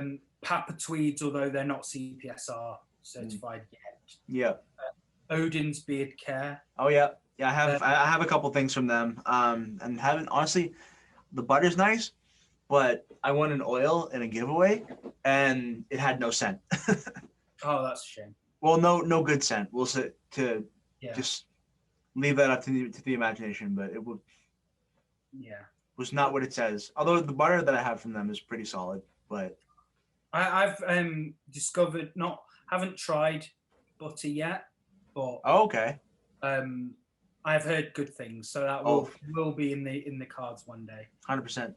Yeah, no, I mostly go butter at night, every night for sure. But then also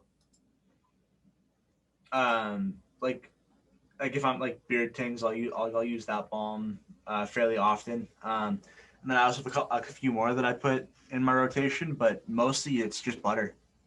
Yeah. Like as my beard's gotten longer, and like most longer beardsmen that I've talked to will go mostly butter unless they're actively looking for like styling because they're like going out somewhere or they need to like keep their beard like nice and like presentable. Yeah. Okay, I'll give that a try. Obviously, I've got beard tings coming. I need to get some. You will not be disappointed. I wholeheartedly believe that. Yeah, it's I've truly incredible. I've had the Rune Silk. Oh, yep. See, I've only had their sample pack, so it's not obviously, as was discussed on the podcast yesterday, like the amount that you need to use in the sample pack is not enough in Rune Silk. No, so I want to get some proper oils, like a proper thing of oil. Yep. There's Mission Beard. Okay. Groove Beard supplies. Infernal Beards. Now these. Oh yep. They intrigue me. Mm-hmm. Although they also scare me a little bit. Fair. It's that sort of Whitby Dracula Gothic thing that they've got going on, which I absolutely love. But a lot of their apparently their scents make you feel like you're in one of those sort of museum-y dungeon things. Oh, so interesting. But I like it's kind of a scent that you grow up with as a child in England. So okay, cool. It's kind of nostalgic. That's awesome. Beard Boss Grooming. Okay. Arthur J. Hawk's another one that I've tried. I'm using their balm actually at the minute. Oh, cool. Their extra stronghold balm is extra stronghold. It's brilliant. Viking's Mane. Oh yeah. Beard Work, Cozy Beard. Cozy Beard, yeah, I've heard good things about them.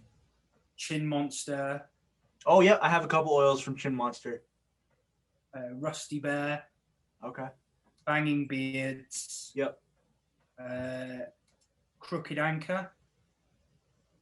Hinterland's Beard Oil. The Audacious Beard Co. Yeah, I've heard really good things about Hinterland's Beard Co. Yeah, see, literally all of us are now just constantly researching all these small batches. Yep. So we've literally got lists upon lists of different ones to try. I know one of my good friends is actually starting a review page himself. Oh, cool. So literally, this is most of the companies that he's now trying. Yep. So we're all waiting on his reviews so that we can make our decisions. Yeah, 100%. Ah, yes, the infernal beards. Yep. Fragrant and masculine, provides an air of mystery. Maturing, so it's cologne-like at first with exotic. Yeah, I'm intrigued. Yeah. Archangel Michael, florals and spices blended with temple bird incense. Ooh. Morningstar, citrus notes pictured with spice and lavender. See, and what I love as well is how that they've linked them all into like the occult thing. So obviously Morningstar being Lucifer Morningstar. Okay. Got the Green Man, which is a Wiccan symbol. Okay. Cthulhu, obviously, that's like the demon from, what's his name? An author. I've got it here, actually. I've got one of his books on my thing. Wow, you can get the complete occult collection for £40. That's crazy. Yeah, that is really cheap. Yeah. H.P. Lovecraft. Okay. Cthulhu is a demon that he created, which is essentially the demon of all demons. Okay. Anybody that looks upon Cthulhu just goes mad.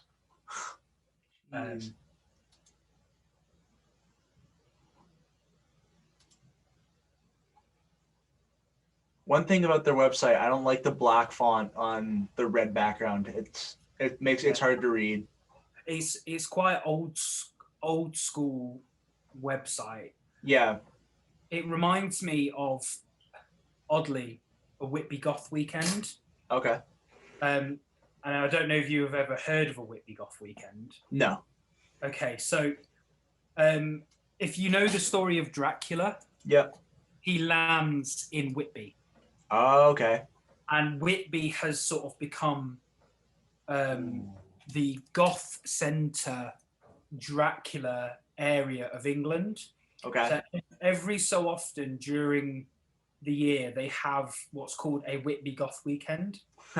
And all of these gothic companies and things, they flock to Whitby in order to kind of just, it's like a convention just outside. Oh yeah, you're sharing your screen. I can't. Yep. Yep. Yeah, so you can share yours in a second here. Yeah, no worries. This sounds awesome. The Gilgamesh, pure oud, essential oil, brown amber, and sweet myrrh. That sounds amazing. And then you've got Baal, that's an Egyptian god. Oh, it says. Yeah. Thunder, yeah. 2 kinds of ylang-ylang essential oil. Oh, I love that. Golden amber, rose otto. Whoa. Mysterious scented elemi. Whoa. Musky vetiver with tea tree and sweet orange with ooh. True. Vanilla, sweetest vanilla pod essential with garden rosemary and fir needle essential with frankincense. Whoa. Samson. Grapefruit and lemon, black pepper, cardamom. Wow. See, I'd go for these ones. They're more. So I prefer the sort of the fruity smells. Yeah. So here is an idea of the Whitby Goth Weekends. Okay. So it's become very steampunk. Yeah. So recently, I've been to 2 of these. Cool. And they're just insane, as you can see. Oh, of course. But obviously, you've got the sort of backdrop of all like the old cemeteries and the Whitby Abbey, which is all in ruins. Cool. It's insane. So that's the kind of sort of aesthetic that Infernal go for. And yeah. That's what I love about them. Yeah, I want to try them out. The scents sound really cool. Yeah, definitely. And I could do some, because whenever I get some beard mail in, I always do product photos. So I could definitely do some cool things with these ones. Oh yeah, 100%. Lots of like blacks and reds and like. This is always the best thing about the Whitby Goth Weekends as well. You've got all these like grown-up goths bringing like tiny goth babies. That's so funny. I can find a picture. There was the old guy who used to go around, and him and his wife were wearing like bright purple dresses and suits and stuff. I don't know if he'll be on here. I mean, it was there's one. Okay. Yeah, but he's not wearing the purple suit there. Yeah. Like, That's awesome. If you ever do get the opportunity to come to England, try and do it around the time of a Whitby Goth weekend and get yourself up to Whitby. I mean, Whitby in itself is a beautiful seaside town. Oh yeah. You go there for the Whitby Goth weekend, you'll just be running around taking photos all day. For sure. Of costumes that people come out with insane. Yeah, no, I definitely am planning a UK Europe trip in the near future, especially with like all the people I've met like through the bearded community. Like I want to go like hang out with Andy, like just like roam around where he lives and like hang out with the bearded Brit and like Nez. Nez was in my clan. Yep. Just as I became general, and then he left. Yeah. I feel really bad because Nez left, obviously, to start his own company. Mm-hmm. Well, that was the original plan. Yep. And shortly after was the Beard Tings incident. And then he shared a Beard Tings post. Yep. And in my head, I thought he'd gone to Beard Tings. And I flipped out. I seriously lost my shit because I was like really good friends with him, and I thought that he'd actually gone to Beard Tings as this incident had happened. This is all connecting together because he was on episode 9 of my podcast. Oh, okay. He was saying shortly after he left and started like posting about beard tanks, he said the general of the TBS group that he was with told all the other TBS guys in that area to unfollow Nez. Yeah, well, so I didn't say unfollow him, but I did say Nez has gone to Beard Tings. Okay. Because, and I've spoken to Nez yesterday actually. Yeah. And we're all good. Yeah, him and I talk almost every day. Yeah, like him, Tony, and then Andy, like we talk. We have a group chat together, and we talk basically every day. Yeah. So I jumped the gun when Nez was involved, and I basically turned around and I said, he's gone to Beard Tings, because what he said to me was that he'd had a business opportunity with his friend that meant that he couldn't be an ambassador of TBS anymore, and then almost instantly shared Beard Tings. So in my head, I went 1 + 1 = 5, and I went, oh, he's with Beard Tings. He's working for Beard Tings. He's a dickhead. Da da da. I lost my shit because I jumped the gun, and I feel really really bad for doing that. But again, that's the kind of culture that TBS kind of instill in you. Yeah, when I got booted out and started like going on the attack with Andy, I lost, I'm pretty sure it was 50 followers within 48 hours. Wow. Yeah, like they came down hard, and like a lot of like the higher up guys like Callum, Dean, and Vinny, like those guys all unfollowed me, and like because it's that culture, and again, I was indoctrinated into it. So was I.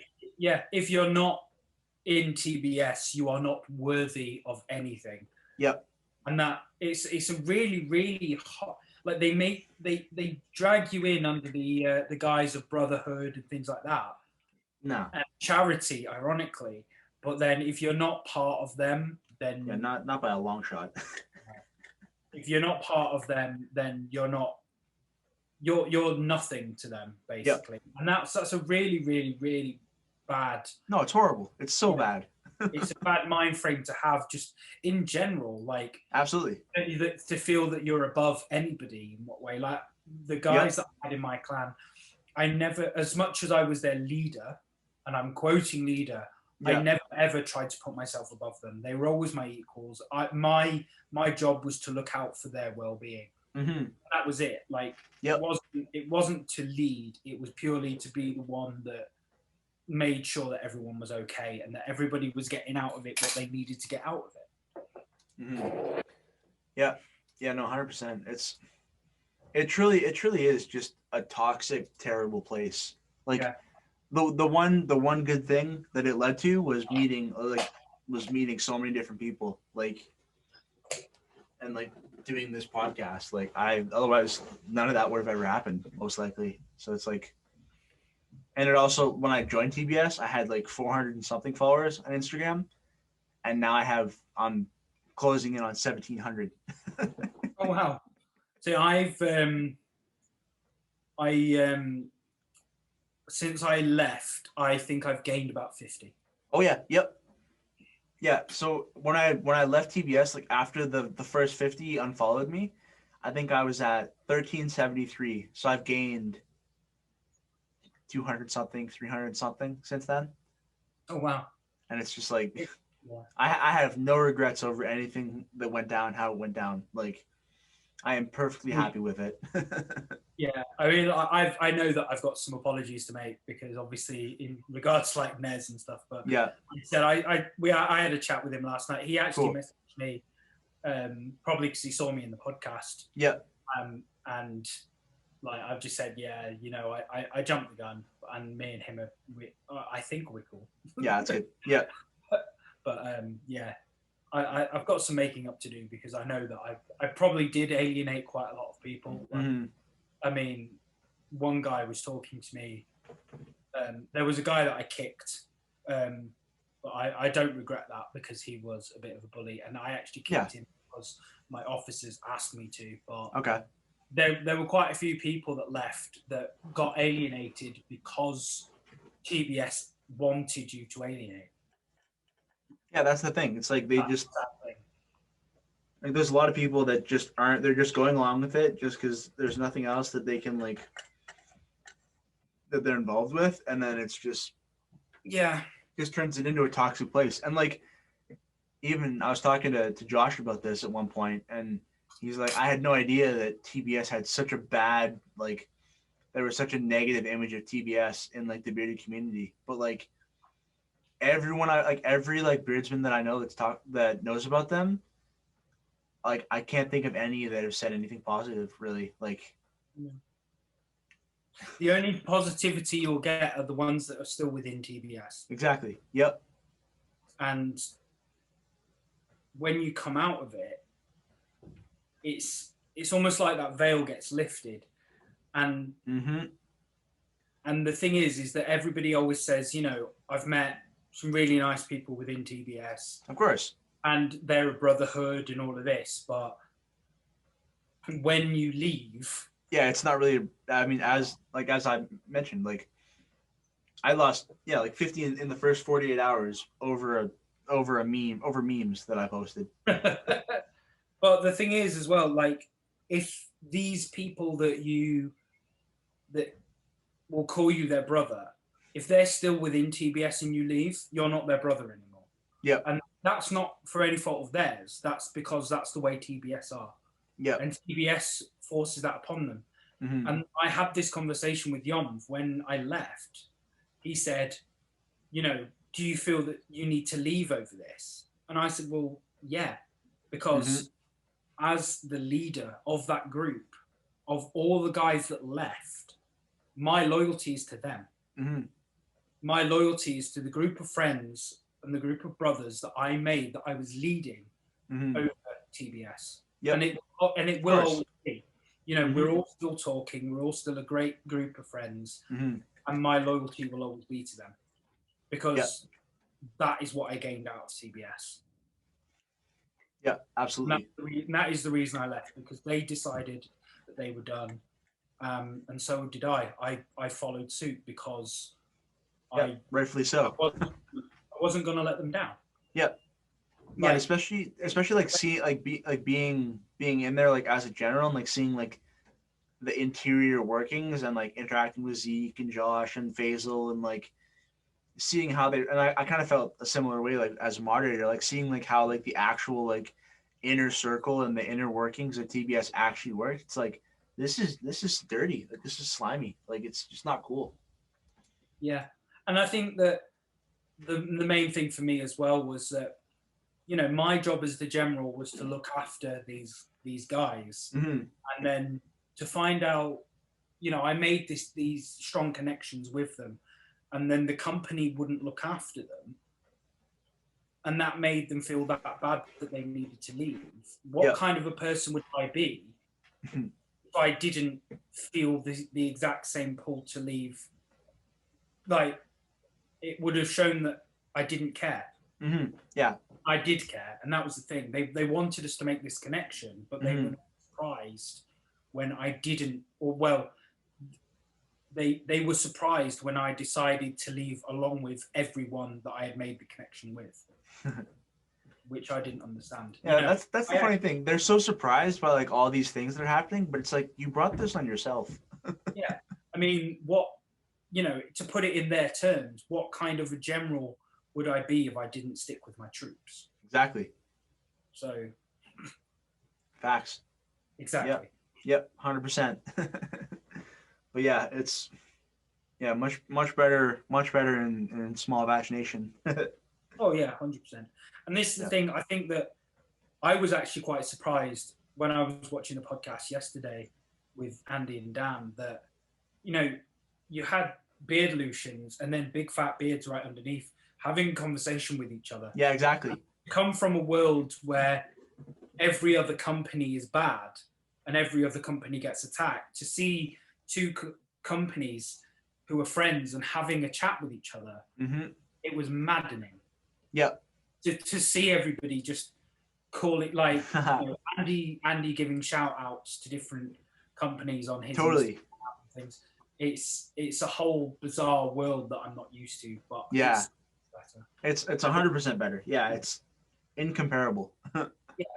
And for me as well, because my whole mantra when I was a general within TBS was mental health. It was to look after the mental health of the people underneath me. If you don't look after the mental health and support other people, they're never going to look after your business. Yep. And to see that within the community that I'm now involved in, that's everything that I've ever really wanted from it. And I know now how bad TBS are now. Like you said, now that I've stepped away from it and can see the support and the love that everyone is giving everybody within the small batch community, it really sort of shows the bearded truth.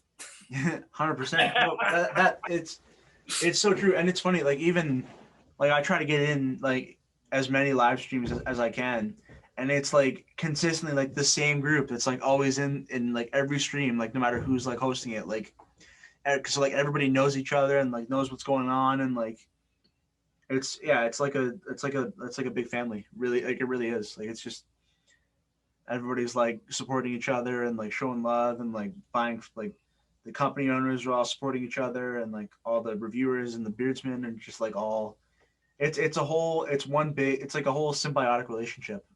Exactly. Yeah. And it's lovely to sit and not be at war with people. Yeah, that's agreed. About it. Yeah, like 100%.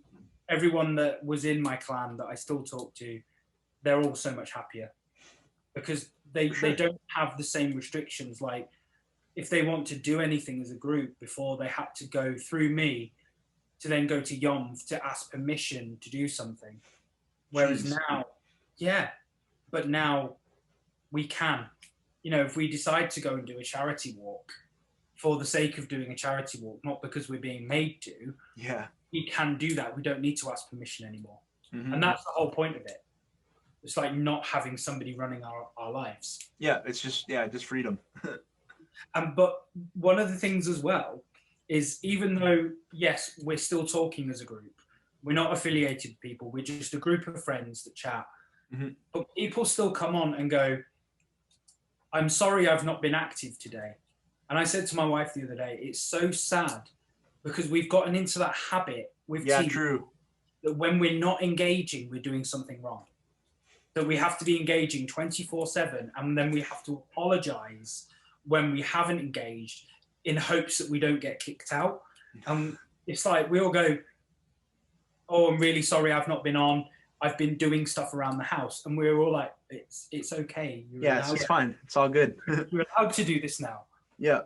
There's nothing anywhere that says that you have to be engaged all the time.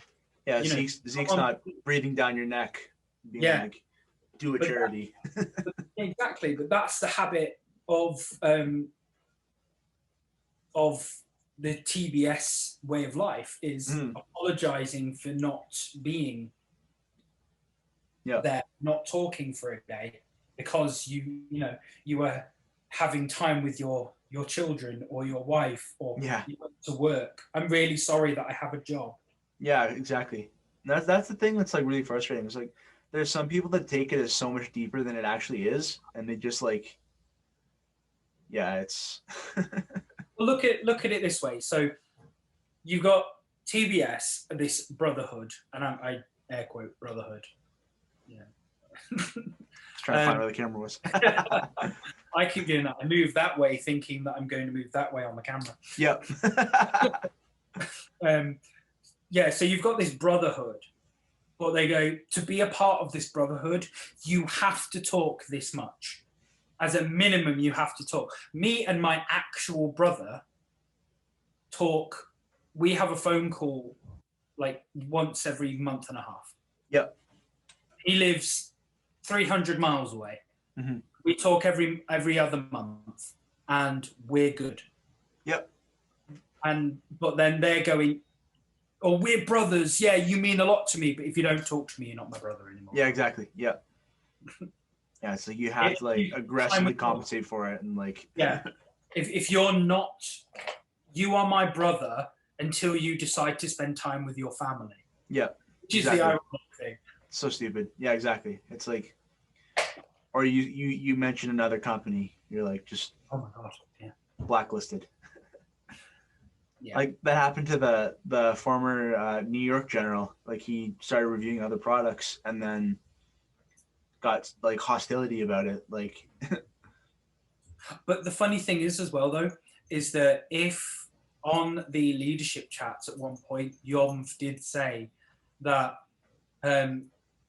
you don't have, it has never been a rule that you have to exclusively use TBS. Yeah.